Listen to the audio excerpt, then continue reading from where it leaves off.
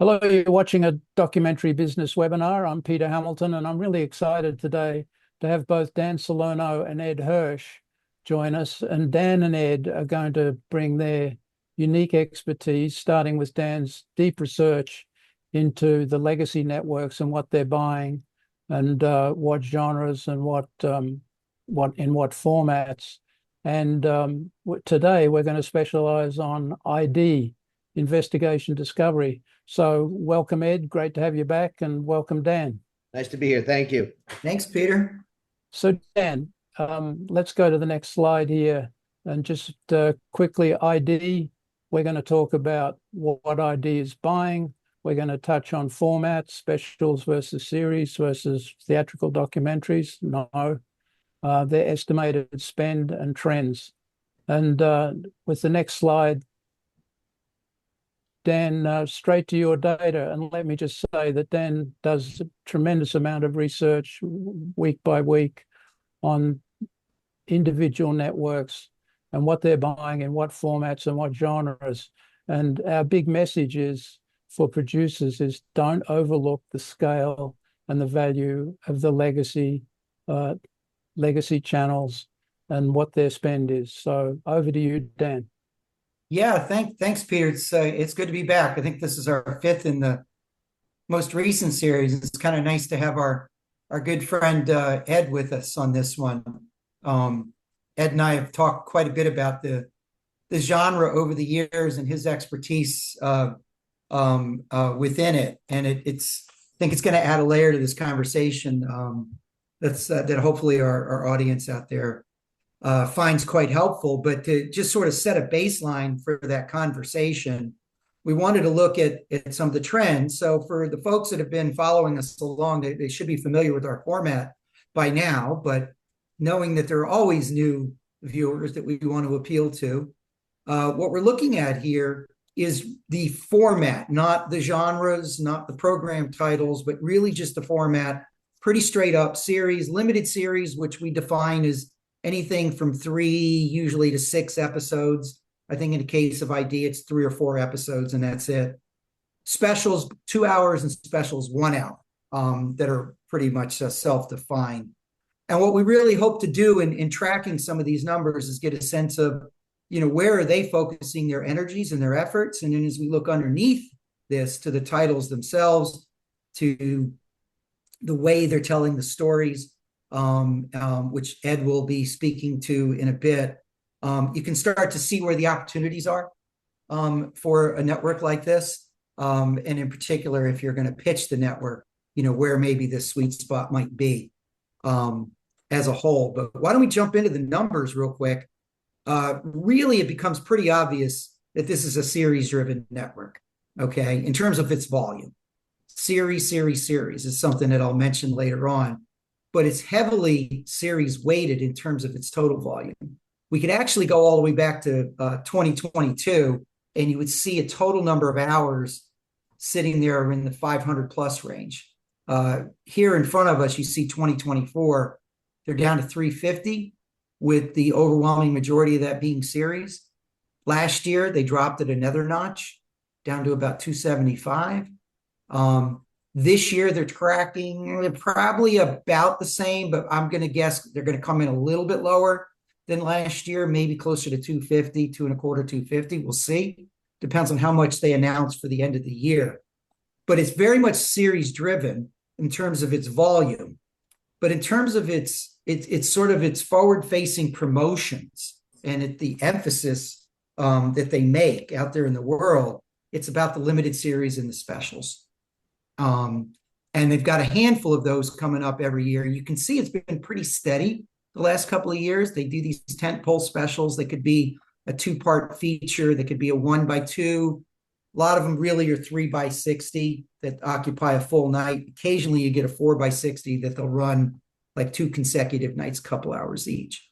But these are driven, these are really used as marking points. And I think Ed's going to dig into that in a little bit about what they are and why they use them in that manner. But it's heavily driven by that. Dan, I yeah, think, jump in there, Ed. This is a place to say this is because I think other linear networks that may not have the same relationship with their streaming partners.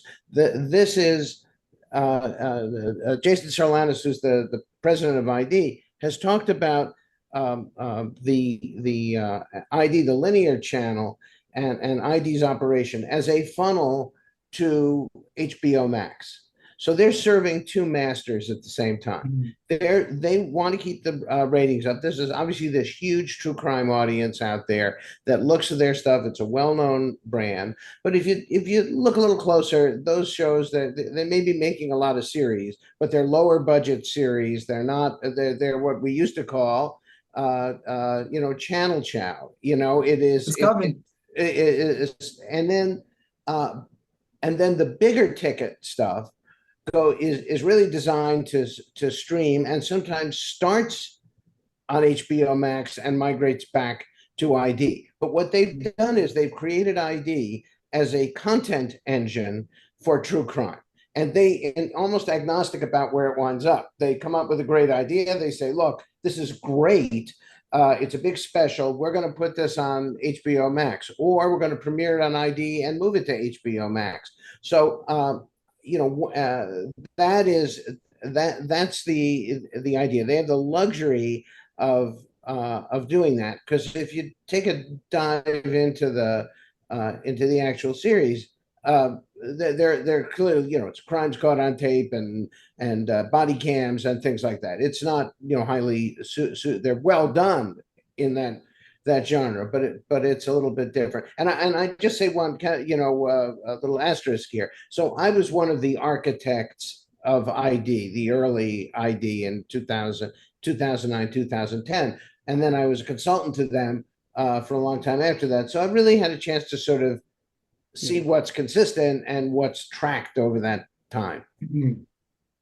Yeah, and Ed, would you say that on some of the ones that I've seen, it's very similar to what we've talked about with a different brand with National Geographic, with Disney Plus, where in many ways the network, in their case, I don't want to call it a pass-through, that diminishes the value of the network, but if you were approaching National Geographic with a concept, they would be thinking about the end destination of Disney Plus. Would you say there's an analogy to be made there that's similar in the sense of ID to HBO Max? No, because I think they're two different. I think they're two different things. It's if you go there pitching a 4-course steak dinner at a French restaurant with the finest wines, okay, that clearly can only be justified by HBO Max.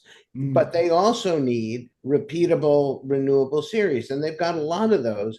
But again, they're, as you point out, those hours are getting fewer. I think what's happened to them clearly, and we can get into if you want to wait till later to get into what the actual genres are and what the storytelling is. But I think that underpinning is that they have established themselves with some success, because there's such a huge appetite for true crime on every platform. They know that they can make true crime for ID linear channel. It'll do well. I'm not sure that stuff does that well on streaming, episode 15 of Body Cam.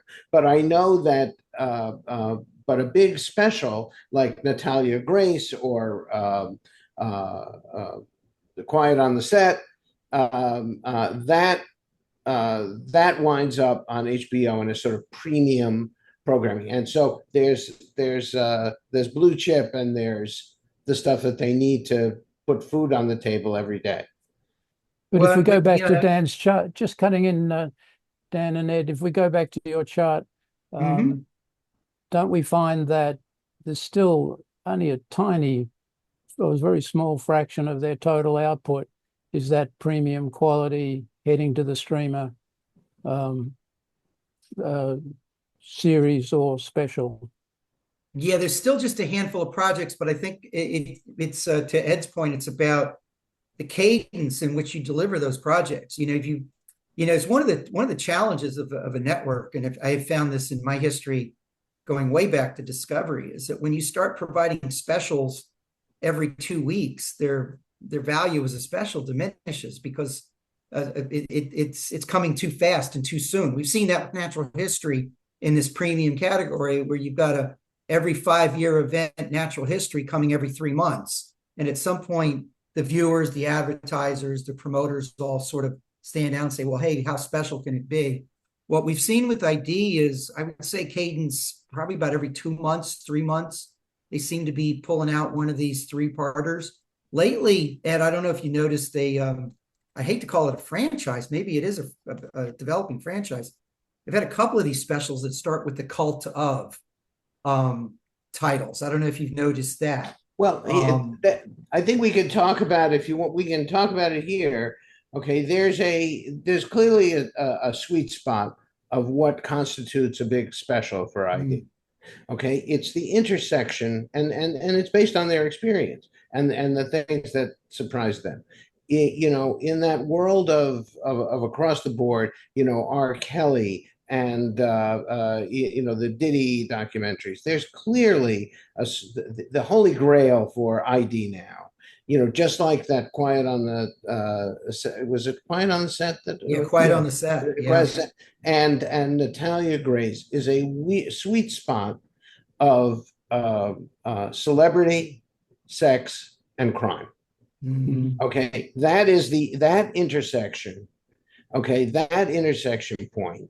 Okay, is where the sweet spot is, and that's what works because those things market themselves, right? If there's a show about P. Diddy or R. Kelly or Nickelodeon, right, which is the Quiet on the Set, that those become franchises unto themselves, and because you don't have, everyone knows who they are, so they're always looking for that, and they've discovered, of course, cult stuff really works. It also appeals to a younger audience. They're not the old school Reverend Moon cult. They're like sex cults and wellness cults and all that stuff. And so there's a definite focus on a younger audience, and there's a definite focus on that kind of tabloidy crime. Because again, those are the things that are going to work on streaming. As you say, they're making fewer of these, and Peter, they're making fewer of these specials. Okay, but those they don't have to make a lot of them to make a dent in for the true crime fans in on streaming. Gotcha. Yeah, and in fact, it's old. It's kind of old history in our world today. But as recently as like 4 years ago, when I started digging into their numbers, they had like 75 to 80 single-hour specials that they were commissioning on top of all their series.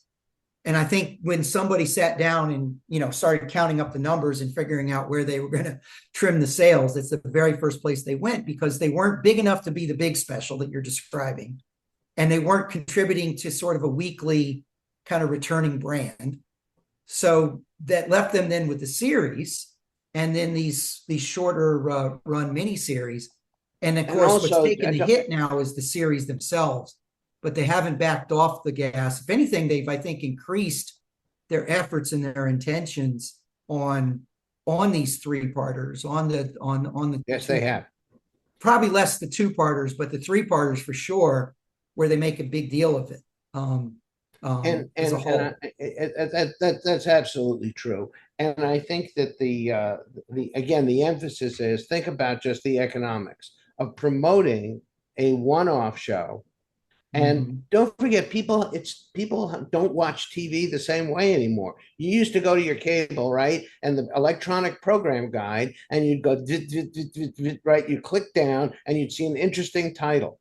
That's not how people are watching that stuff anymore. They're finding it on YouTube. They're finding it on, they're getting a promotion. They're not watching it in a linear. They're recording it, right?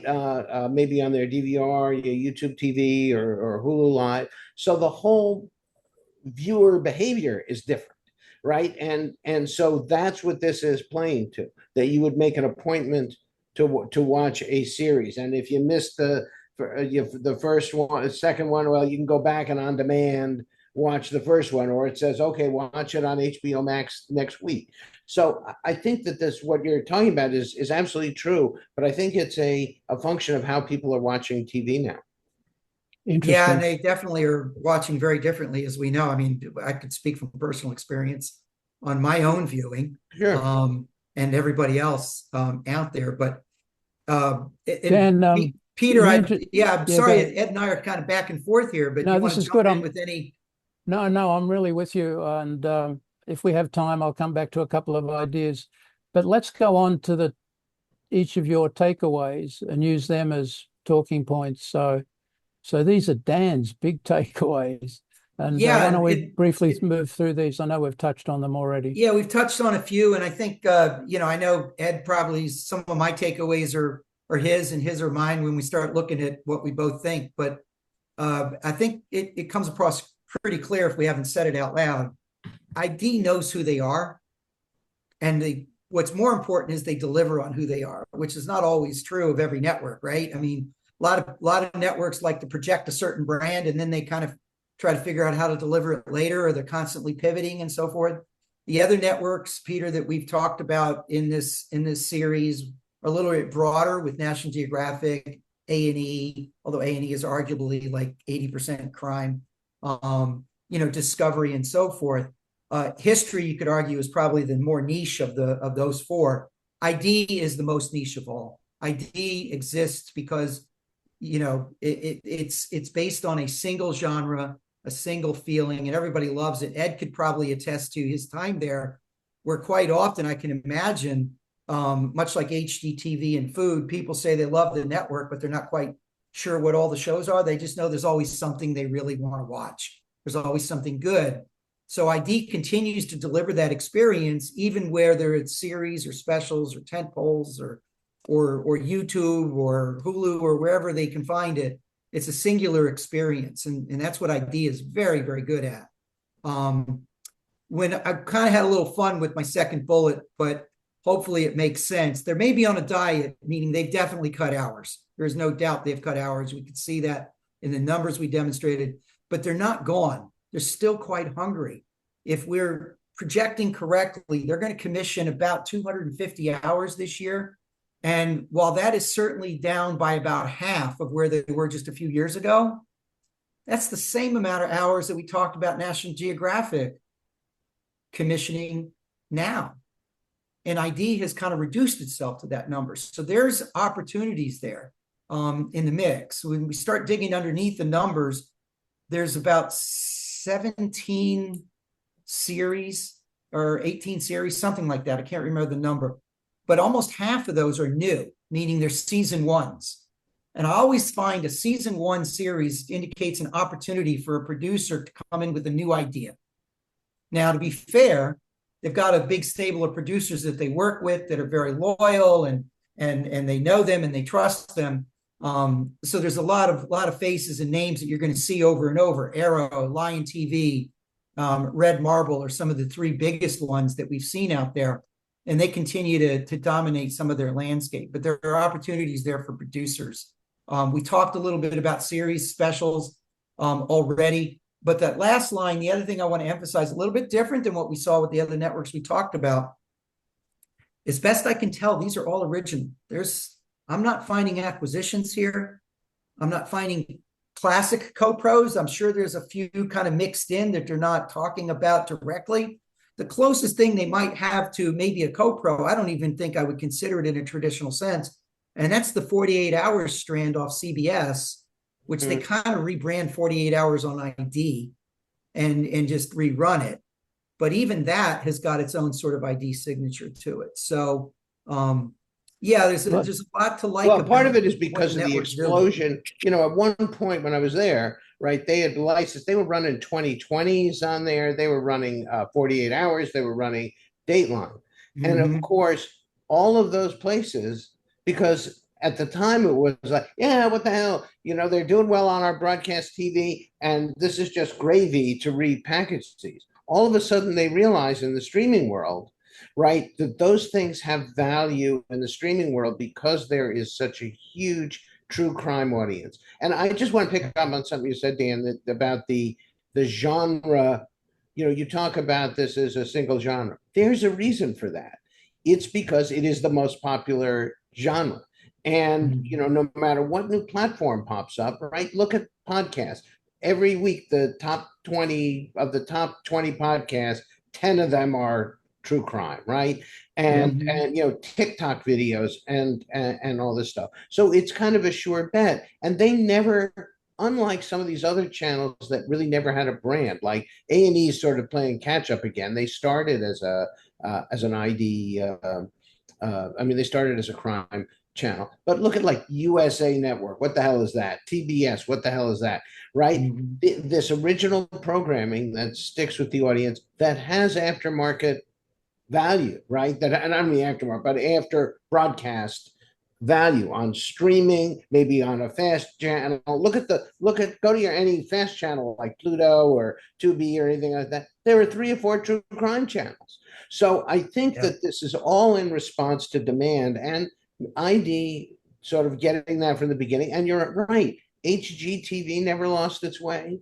The Food Network never lost its way. They basically said this is a genre that people want, and we're going to stick to it. And I think they've reaped success as a result of that.